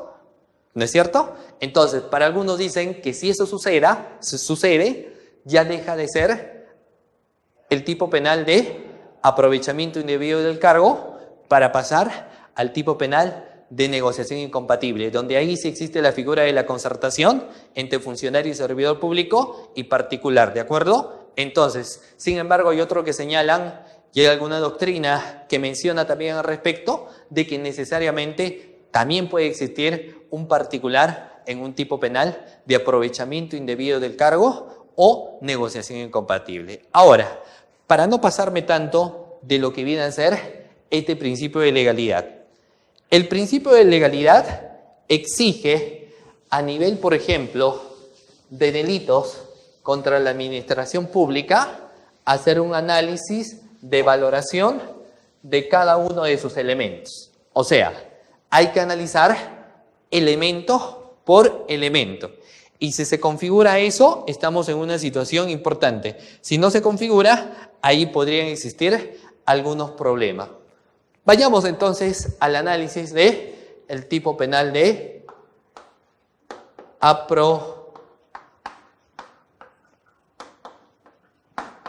aprovechamiento indebido. Muy bien, vamos a señalar lo que dice el tipo penal. En el caso de aprovechamiento indebido del cargo, nos señala la participación primero, como primer elemento. Vamos a poner acá elemento. ¿Cuál vendrá a ser el primer elemento? El primer elemento es saber si el sujeto activo era funcionario o era servidor. Obviamente, público. ¿De acuerdo? Entonces, el primer análisis de ponderación que yo tengo que realizar es saber si en el tipo penal que lo está señalando en los delitos de infracción del deber o en la mayoría de ellos, la conducta que ha realizado el sujeto activo, primero identificar si ese sujeto activo es un funcionario o es un servidor público. ¿Y yo cómo puedo saber eso? Porque definitivamente, en los casos, por ejemplo, de funcionarios, estos son designados y se va a tener que buscar lo que es el diario peruano, por ejemplo, fecha de su designación. Si es un servidor público, habría que ver cuándo ingresó a trabajar, por ejemplo, en la entidad pública, para empezar, si ha trabajado en la entidad pública, ¿de acuerdo? Y ver si efectivamente es un servidor público, ¿de acuerdo?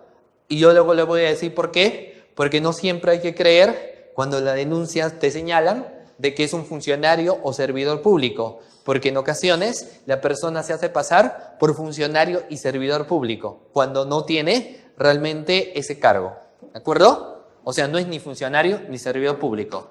Siguiente elemento de aprovechamiento indebido del cargo. Nos hablaría del interés, ¿no es cierto? Ahora, ese interés no es cualquier interés, porque yo podría señalar intereses positivos, intereses que puedan beneficiarle a todos ustedes, ¿no es cierto? En el caso de delito de infracción del deber, puede ser un interés que más allá de perjudicar al Estado, va a tener a bien de beneficiarlo. O sea, el Estado, por mi interés, se va a tener a bien de beneficiar. Entonces, ¿qué nos señala? De que ese interés necesariamente tiene que ser indebido. No un interés cualquiera, sino ese interés es indebido. ¿De acuerdo? Entonces, tengo que hacer ese análisis, no solamente de ese interés, sino demostrar que realmente ha sido un interés indebido. Y para saber que es indebido, voy a tener que señalar y investigar de cómo ha quebrantado roles o funciones que realmente tenía. ¿De acuerdo? Muy bien. Ahora, ese interés se puede dar en tres situaciones o de tres modalidades. Por ejemplo, puede ser un interés directo. El que se interese directamente.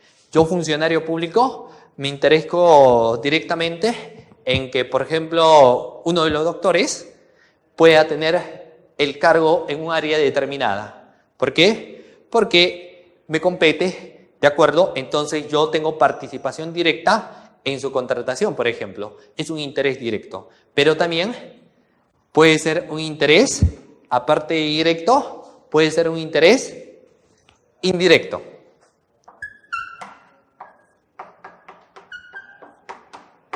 ¿Correcto? O sea, puede hablar del interés indirecto. Y si es un interés indirecto, yo no tengo participación directa, por ejemplo, en lo que va a venir a ser la contratación de esa persona. Pero sí tengo un amigo que trabaja en esa área, ¿de acuerdo? Y es incluso mi subordinado. Entonces, yo de forma indirecta por él, por alguna amenaza, por alguna coacción, ¿de acuerdo? Contrario, haciéndole también infringir un deber funcionario que puede tener este subordinado, mi interés con la contratación de algún particular, ¿de acuerdo? Entonces, mi interés no es directo, es a través de un tercero. Pero también puede ser por un acto simulado, ¿cierto? Ahora, ahí, por ejemplo, tengo entonces que analizar si el sujeto activo ha sido funcionario o ha sido servidor público y si su interés es en forma directa, indirecta o por acto simulado. ¿Hasta ahí terminará o no? Usted menciona funcionario, servidor público, existe una diferencia, ¿no? Sí. Por ejemplo, vamos a señalar lo siguiente. En el caso de funcionarios y servidores públicos, ambos están comprendidos dentro de la carrera administrativa. Acá se encuentra, por ejemplo, en la diapositiva, cuando hacíamos esa diferenciación. La pregunta era, vamos a recordar un poco para que puedas ponerte ahí al día, ¿quiénes eran funcionarios y servidores públicos? Para empezar, ambos están comprendidos dentro de la carrera administrativa, sujetan su comportamiento en base a las normas o infranormas, es decir, en base al reglamento de organización y funciones, en base a las directivas, las resoluciones, los memorándums, los órdenes de servicio, etc. ¿De acuerdo? Ahora, el funcionario público, por lo general, una de las características importantes que tiene es que este funcionario público tiene un poder de decisión. ¿De acuerdo? En el caso del servidor público, por lo general es una persona que está subordinada. ¿De acuerdo? Es una persona que está subordinada, por ejemplo, a una orden que le puede dar un funcionario. ¿De acuerdo? Entonces, una de las diferenciaciones más marcadas viene a ser ello. Después de eso, analizaríamos ahora lo siguiente. Ya tengo, en el caso en particular, que analizar si es funcionario o servidor público. Si el interés, que es el verbo rector, se ha dado en forma directa o por acto simulado. Pongamos el caso que se trata de un funcionario, de que ha tenido interés directo. La pregunta es, ¿ya se ha consumado el tipo penal de aprovechamiento indebido del cargo o falta algo más? Falta algo más, porque nos señala de que ese interés obligatoriamente se tiene que dar dentro de un contrato o una operación. Ahora, que necesariamente deban tener contenido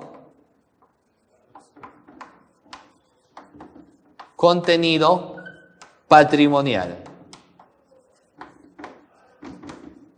Es decir, por ejemplo, era funcionario, su interés fue en forma directa, se dio en una operación, pero por ejemplo la operación no tenía contenido patrimonial. Entonces, ¿se configura? No se configura.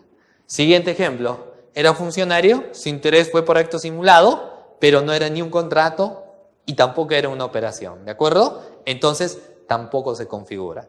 Uno tiene que ser bastante cuidadoso al momento de desmenuzar, por ejemplo, tipos penales de corrupción de funcionarios.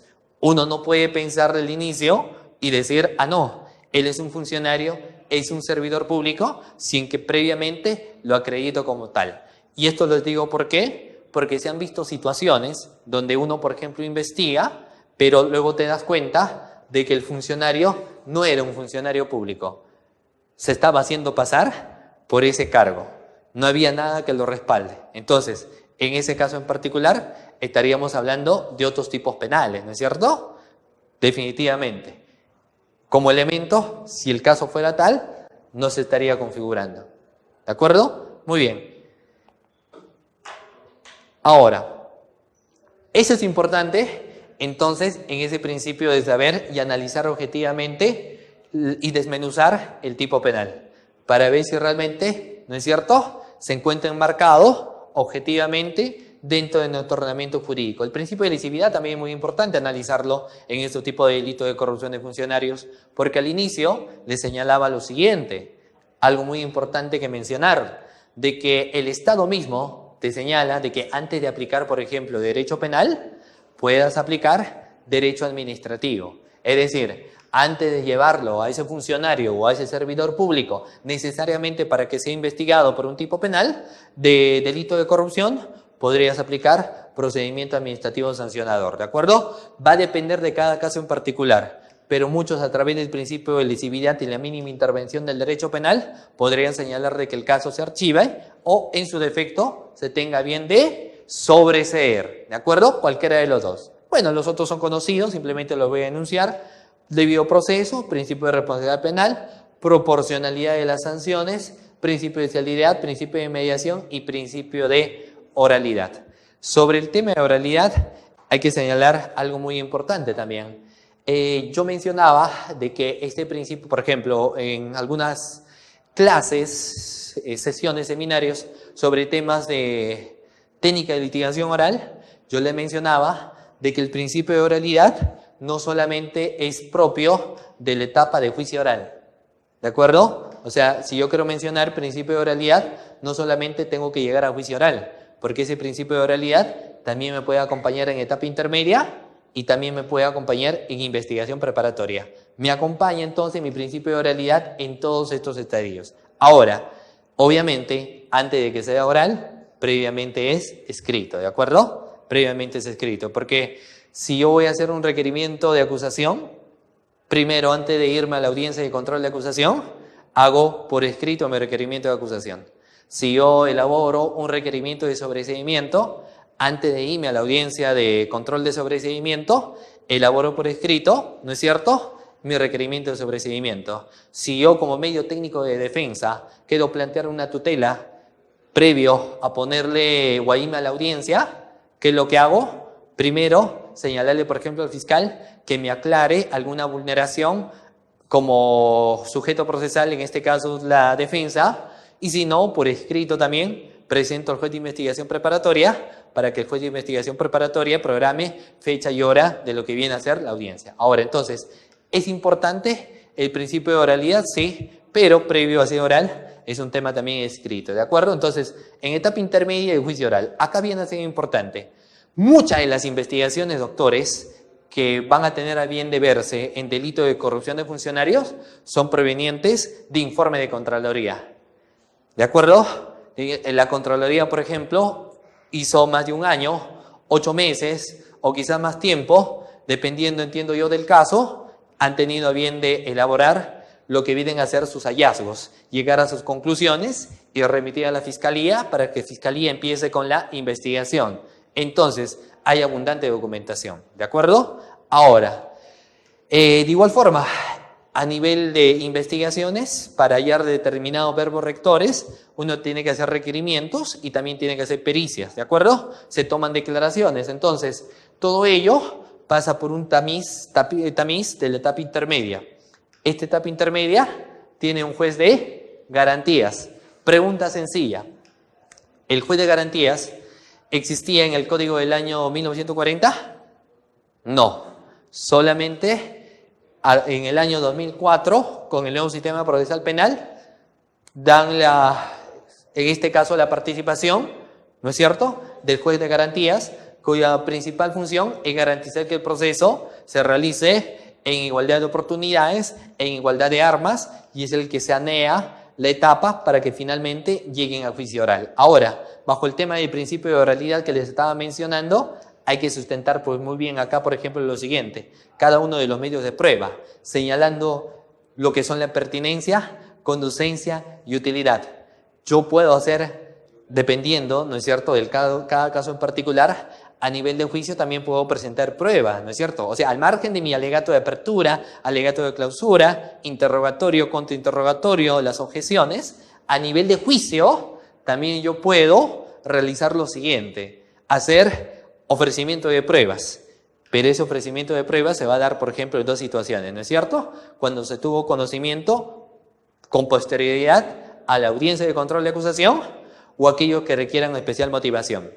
Hay que ponerle bastante argumentación y énfasis y especial técnica a la especial motivación. Ahora, también dentro del juicio hay un momento donde se puede ofrecer cuando se trate de prueba necesaria, ¿de acuerdo? Y esta prueba necesaria solo y solo sí se va a dar con el debate de lo que se va a dar durante la audiencia, es decir, durante el interrogatorio, contrainterrogatorio, ¿de acuerdo? Muy bien, entonces, etapas que siempre debemos tener en cuenta también, porque durante el diplomado ustedes van a tener a bien de ver cómo cada caso, cada tipo penal tiene su propia ubicación, su propia incluso también estrategia. En cuanto a la etapa de investigación preparatoria, el juez también se llama juez de investigación preparatoria o juez de garantía. Ambos son sus denominaciones que le dan. Por ejemplo, muchas veces nace con el nombre del juez de garantías, ¿de acuerdo? Pero otros lo suelen poner como el nombre de juez de investigación preparatoria, cualquiera de los dos, ¿de acuerdo? Otros, juez de etapa intermedia, pero nace como juez de garantías. El juez de garantías, ¿no es cierto? ¿Por qué? Va a tener que guiarse y va a tener que respetarse los derechos constitucionales. Dentro de ello habría que hablar muchísimo, como viene a ser, por ejemplo, el caso también del aspecto de la prisión preventiva, ¿no es cierto? Claro, eso es tema de otra clase, pero acá cumple un filtro procesal. Delito de concusión, artículo 382. Delito de concusión.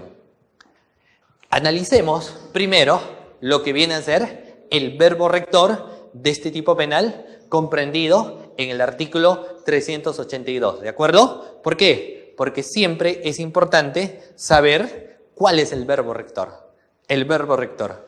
En base a ese verbo rector, yo empiezo, como les explicaba aquí, a desmenuzar, ¿de acuerdo? Elemento por elemento, ¿de acuerdo? Para ver realmente si estoy objetivamente dentro de un tipo penal o quizás no estoy dentro de un tipo penal. Por ende, podría archivarlo o sobreseerlo. Pero si estoy dentro de un tipo penal, si estoy en diligencias preliminares, necesariamente voy a formalizar. Y si ya está formalizada la investigación preparatoria, voy a tener a bien de acusar de todas maneras. ¿De acuerdo? Muy bien.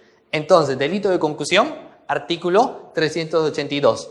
Dos verbos rectores. Acá yo lo puse en este cuadrito.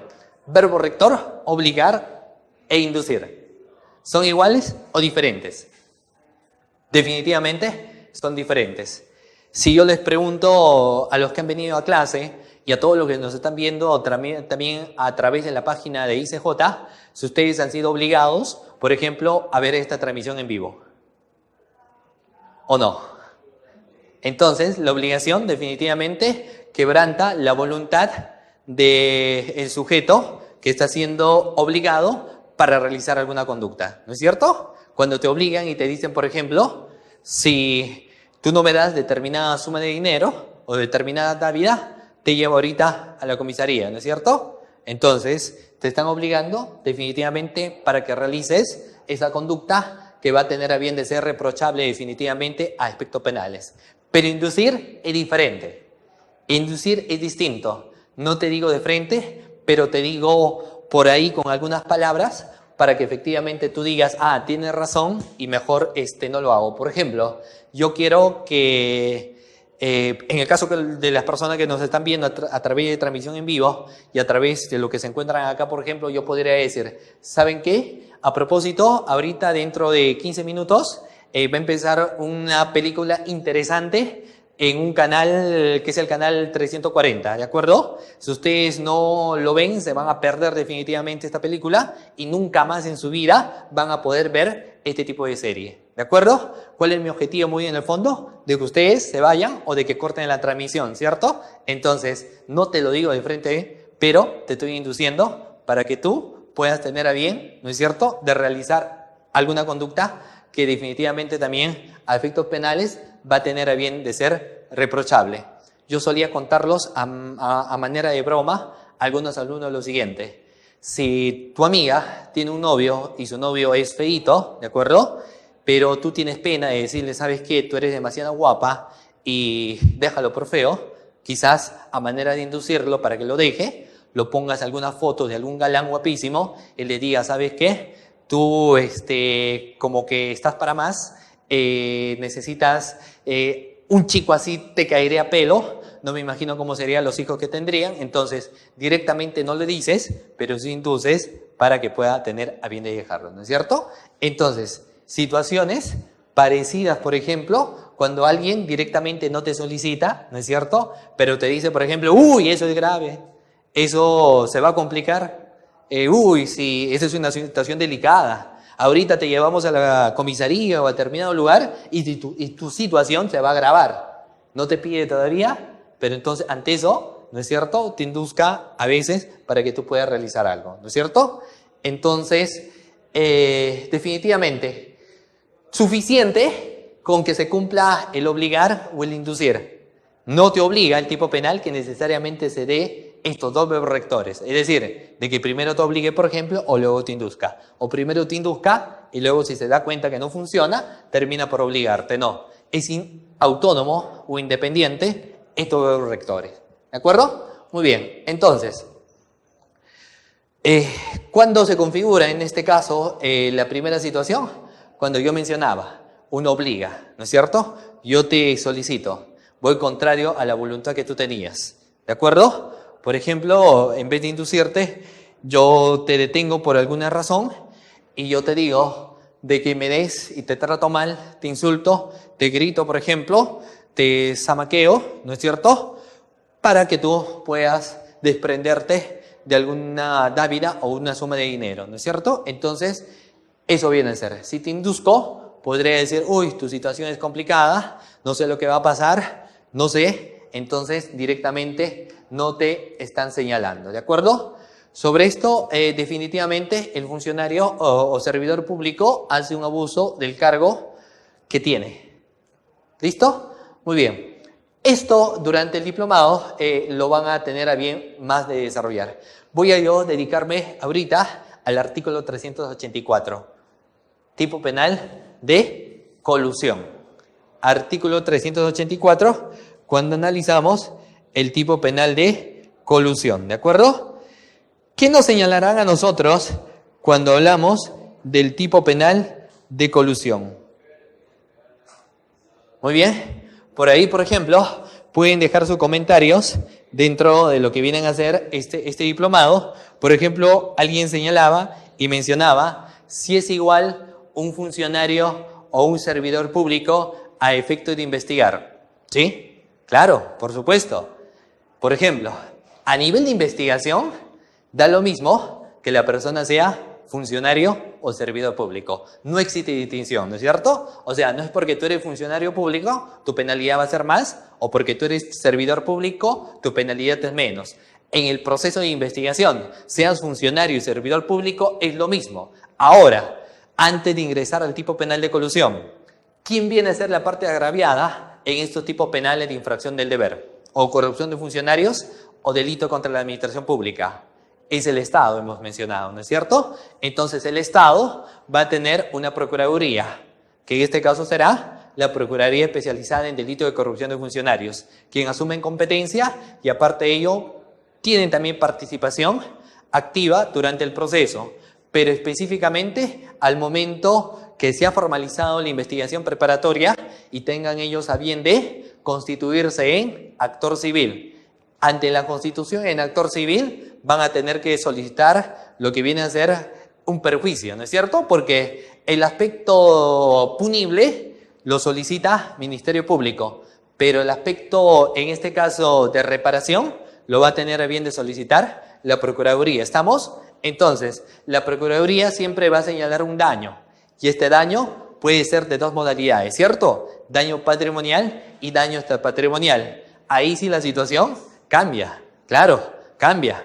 Va a depender, por ejemplo, si tú eres funcionario público, ¿no es cierto? El cargo que tienes, seas mediático, va a ser muy distinto el daño patrimonial que tú puedes causar al Estado cuando eres, por ejemplo, un servidor público, que eres un XX, nadie te conoce, entonces quizás el daño sea menor, ¿de acuerdo? Entonces, en esas situaciones, sí, en cierta medida, habría cambios, pero a efecto de investigación es exactamente lo mismo, ¿de acuerdo? Muy bien, pasamos al tipo penal de colusión.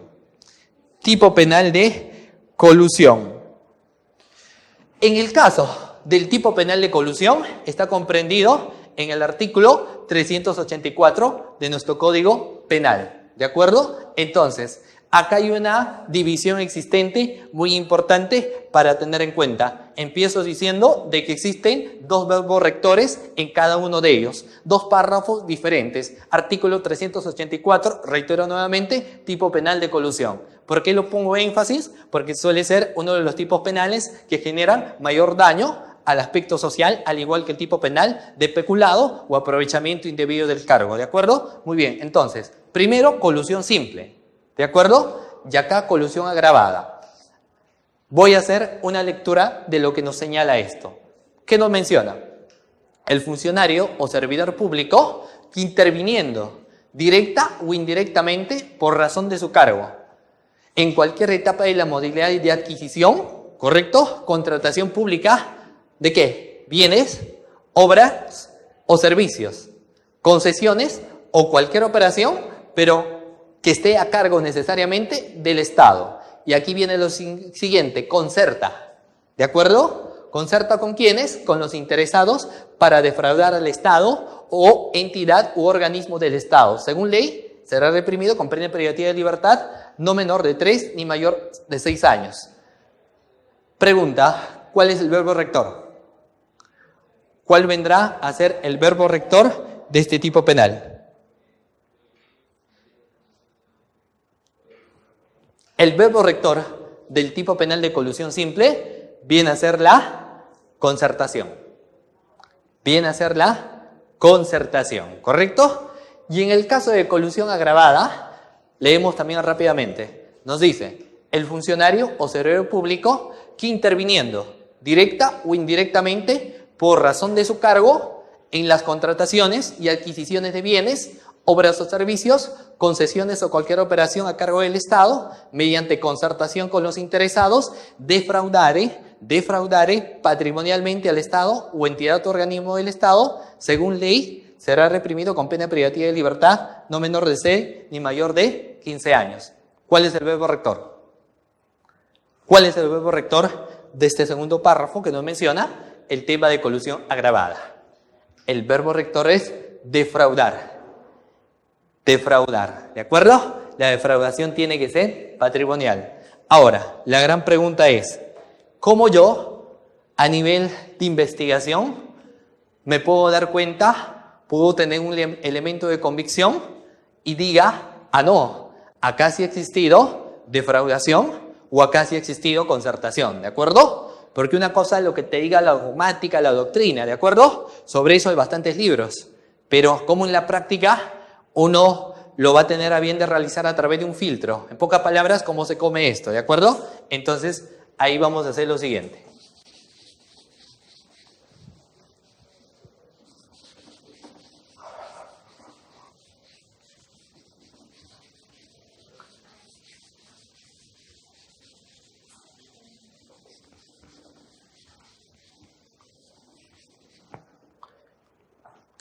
Yo sé que a nivel de investigación necesito tener elemento de convicción. De cargo, básicamente, si uno es ministerio público. Pero si soy defensa, tengo que también plantear mis elementos de descargo para ver si efectivamente hubo o no concertación o hubo o no defraudación patrimonial al Estado. ¿De acuerdo? Entonces, en el tipo penal comprendido, ¿en qué artículo? ¿Cuál era el artículo? 384. Ya ahí me mencionaba tipo penal de colusión. Identifico el verbo rector. Concertar. O si no, ¿correcto? Reitero nuevamente. Concertación, verbo rector, o defraudación, verbo rector. ¿Se recuerdan que durante la clase yo estaba señalando un proceso de contratación? ¿Se recuerdan? ¿El proceso de contratación para qué era? Para realizar una remodelación de un auditorio, ¿no es cierto? Habían requisitos, habían bases, ¿y quién había ganado? ¿El que cumplía los requisitos? El que no había cumplido. ¿Quién denuncia a veces? El que sí cumplía, ¿no es cierto? ¿Por picón? No, porque en realidad denuncia porque sabe que se ha cometido una injusticia, ¿no es cierto? Entonces, ante esa situación llega la investigación, caso de investigación. Lo que yo tengo que hacer en ese momento es lo siguiente, ¿no es cierto? Hago y emito una disposición de inicio de diligencias preliminares, posiblemente colusión. Uno podía empezar por 60 días, ampliarlo por 60 más 120, o si no, por la naturaleza mismo del tipo penal, esta podría ser declarado complejo. Pluralidad de investigados, necesariamente voy a tener que hacer una pericia, voy a tener que hacer requerimientos, entonces, fácil, podría declarar complejo la investigación. Porque aparte de eso, el código me faculta los motivos para poder declarar un caso complejo. Y en este tipo penal, vaya que sí, tiene todas las de ser declarado complejo. ¿De acuerdo? Muy bien, entonces, para que yo pueda ya concertación, primero voy a ver quiénes son los investigados. Y ahí, dentro de los investigados,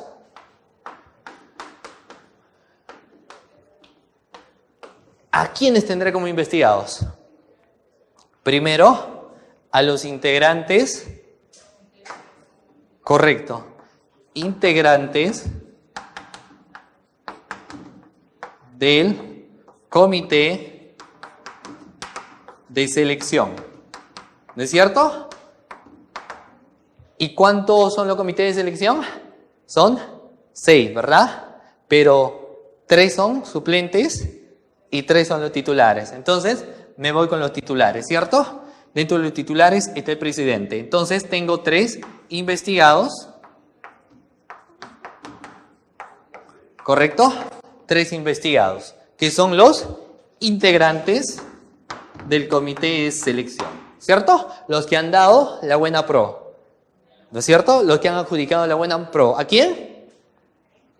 Al extraneos. La pregunta, ¿el extraneos era un particular o era un funcionario de servicio público? Es un particular, ¿no es cierto? Reitero nuevamente, el extraneus no está comprendido dentro de la carrera administrativa, ¿cierto? Entonces, este extraneus tuvo participación, pero, por ejemplo, en este caso, su participación se da en calidad de cómplice, ¿no es cierto? Su participación a nivel de investigación ha sido cómplice, ¿de acuerdo? Para el que ganó, él es cómplice, claro. Pero eso lo presumo, no sé todavía, porque eso presumo de que él se coludió. Para empezar, él presentó, ¿cierto?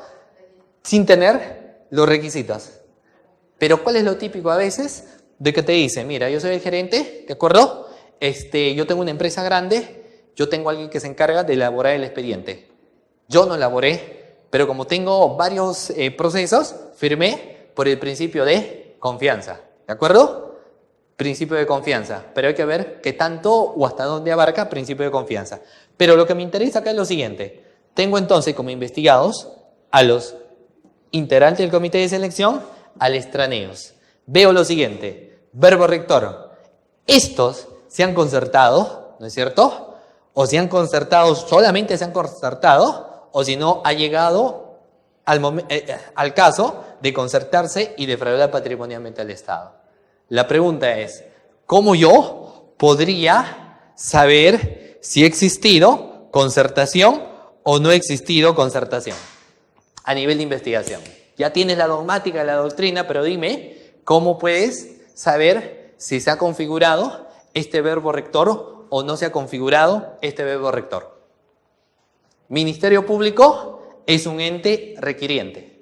El Ministerio Público es un requiriente, el Estado le dota de facultades. Para empezar, el fiscal emite las providencias, las disposiciones y los requerimientos. Rapidito, cuestión práctica y de conocimiento nada más. Las providencias son para ordenar los actos de investigación. Cualquier escrito que presenten los sujetos procesales, apersonamiento, solicitud de copias, pueden presentar también, en este caso, por ejemplo, realizarse determinadas declaraciones, reprogramación de declaraciones, todo se va a tener a bien de proveer, ¿de acuerdo? No todas las providencias son solamente con su téngase presente. Muchas deben ser con su pequeño impulso, ¿de acuerdo?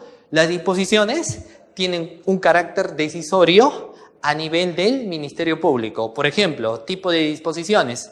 Cuando empiezo la investigación, emito una disposición de inicio de diligencias preliminares. Por 60 días. El plazo caducó, el plazo murió. Necesito seguir investigando. ¿Qué emito? Una disposición de ampliación. Al término de la misma, por ejemplo, 120 días, no quiero ampliar por complejo y luego yo como fiscal tomo la decisión. Emito también una disposición y ahí podré emitir dos disposiciones. Disposición de formalización de investigación preparatoria o disposición de archivo, ¿de acuerdo? Pongamos el primero, formalización de investigación preparatoria. Si ya terminé de investigar, también emito una disposición. ¿Cuál será? La disposición de conclusión de investigación preparatoria, ¿de acuerdo? A efectos de hallar el verbo rector, no me ayuda mucho eso. Lo que yo tengo que hacer es aplicar el requerimiento. Y Ministerio Público puede realizar requerimientos que yo le he denominado requerimientos de impulso de investigación y de aseguramiento de la investigación. Por ejemplo, dentro de esos requerimientos para poder tener impulso de investigación o saber lo que se han dado en determinada situación, determinados hechos, yo puedo emitir, por ejemplo, el requerimiento de levantamiento del secreto de las comunicaciones, levantamiento del secreto bancario, ¿de acuerdo? Y cuando yo quiero asegurar la investigación, puedo emitir también requerimientos. Requerimiento, por ejemplo, de prisión preventiva o requerimiento de impedimento de salida del país, ¿de acuerdo? Entonces, para hallar verbo rector de concertación, este acuerdo, porque yo presumo que para que le den la buena pro los integrantes del comité de selección al extraneus, tuvo que haber habido comunicación. Es decir, llamadas telefónicas, mensajitos, correos, etc. Tuvo que haber habido algo de esta, ¿no es cierto? Para que yo objetivamente pueda decir que hubo concertación. ¿Qué tendría que realizar? Tendría que realizar un requerimiento de levantamiento del secreto de las comunicaciones. Levantamiento del secreto de las comunicaciones, realizo acá mi trabajo, ¿de acuerdo?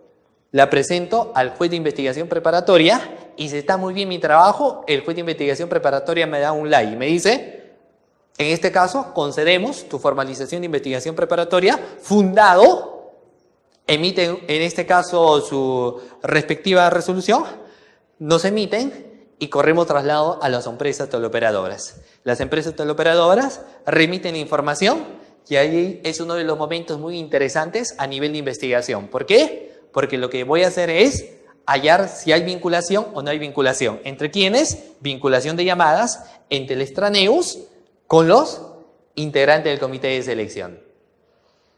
Para que yo sea objetivo, no es suficiente con una llamada. Pero si yo tengo 3, 4, 5, 7, 8 llamadas entrantes y salientes, ¿de acuerdo? Espacio de tiempo y lugar. Me doy cuenta que las llamadas son de fechas cercanas a lo que fue la convocatoria, fue durante la convocatoria y fue con posterioridad. Y me doy cuenta que las llamadas han sido, por ejemplo, a 2 o a 1 cuadra de donde se encuentran laborando los integrantes del comité de selección, que sería en este caso contexto de lugar. Entonces, si se da este tipo de situaciones, bingo, porque es un elemento de convicción para decir, oiga, aquí hubo, al parecer, concertación, ¿de acuerdo? Ahora, suele darse de que en esas concertaciones existentes, acuerdo de voluntades, nada en esta vida dicen que es gratis, ¿cierto? Entonces, por ejemplo, integrante del comité de selección puede decir al extraneus lo siguiente, te doy la buena pro, pero ¿cómo es? ¿Cuántos azules o verdes? Y el extraneus le dice, ¿sabes qué? te voy a dar lo siguiente: 10.000 soles al inicio y cuando gano lo demás. No hay ningún problema. Realízame el depósito a mi cuenta corriente y a de los otros también, para yo ver si efectivamente esto se ha dado, qué es lo que tengo que hacer. Un requerimiento también. ¿Qué requerimiento será? Del levantamiento del secreto bancario, ¿cierto? Emito mi requerimiento de levantamiento del secreto bancario, igual, pongo de conocimiento del juez de investigación preparatoria, como está muy bien mi trabajo, ¿de acuerdo? Bien redactado, declaran fundado mi requerimiento. Pongo oficio a las entidades bancarias para que remiten los estados de cuenta. Y cuando me remiten los estados de cuenta, bingo, me doy cuenta de que hubo depósito por parte del extraneus a los integrantes. ¿Tendré elemento de convicción? Tengo elemento de convicción, ¿de acuerdo? Y hago por último, por ejemplo, lo siguiente. Puedo hacer más, pero con esto cierro. Para yo darme cuenta de que no solamente ha sido una colusión simple, sino ahorita es una colusión agravada, porque estos se han concertado para defraudar patrimonialmente al Estado. Yo como Ministerio Público, titular de la acción penal o defensor de la legalidad, emito, en este caso, una pericia contable. Hago la pericia contable, ¿no es cierto? O sea, se designa a un perito, el perito hace su trabajo y el perito hace un informe. En su informe pericial, en la conclusión señala de que efectivamente hay perjuicio patrimonial. ¿De acuerdo? Entonces, bingo, ahí ya estoy. Y ante otras declaraciones y otros elementos de convicción que definitivamente se van a tener que realizar, estaré ante una situación incluso para ver que la persona, el sujeto o los investigados se han cometido un tipo penal, por ejemplo, de colusión. ¿De acuerdo? Muy bien. Entonces, así como esto, se puede analizar los otros tipos penales que también se dan, ¿no es cierto? Como pueden ser en este caso, bueno, nos habla de la defraudación, pero también podemos hablar de aprovechamiento indebido del cargo, podemos hablar también del tipo de peculado, que está en el artículo 387 del Código Penal. Me gustaría seguir hablando, pero el tiempo es oro, el tiempo no se detiene, el tiempo sigue su curso. Quiero agradecerles a cada uno de ustedes por haberse tomado la modestia de asistir a este curso y a quienes también nos han estado siguiendo a través de esta transmisión virtual. Mi agradecimiento al prestigioso Instituto de Capacitación Jurídica ICJ y a cada uno de ustedes por haber compartido esta transmisión. Un saludo a todos ustedes y a ustedes también por haber venido a esta clase. Muchísimas gracias. Mi nombre es Sergio Emerson y nos veremos en una próxima oportunidad. Buenas noches.